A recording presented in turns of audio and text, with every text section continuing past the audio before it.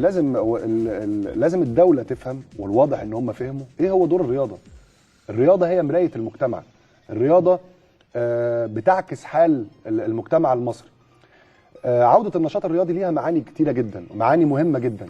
ان الحياة صارت طبيعية في مصر، ان انت بتدي رسالة للمستثمر الاجنبي: تعالى مصر استثمر في البلد دي حالها مستقر.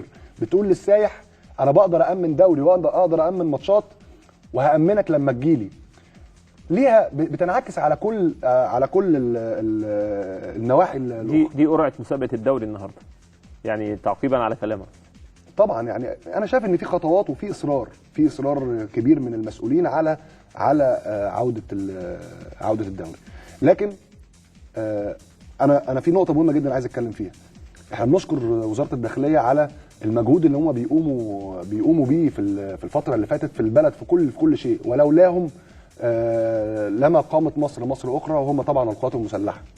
لكن لازم يعرفوا شيء مهم جدا: ان تأمين الدوري وتأمين المحافل الرياضيه ليس اختيار، ده واجب، جزء من مسؤولياتك. زي ما انت بتأمن المواني والمطارات، زي ما انت بتأمن كل شيء في البلد.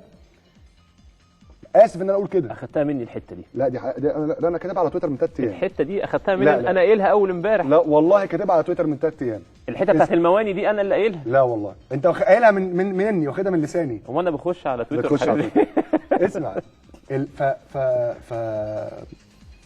مش اختيار يا جماعه، مش من حقك تقول ان انا هأمن ومش هأمن.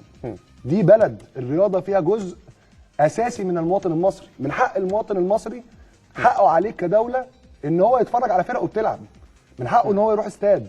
ماشي، هتقول دلوقتي ما تلعبش بجمهور عشان خاطر الظروف وكل حاجه، احنا معاك وبنساندك وكل حاجه. لكن مش من حقك تقول ان انا مش هأمن الدوري. مش عارف مين اللي وصل لهم الفكره دي، مش عارف.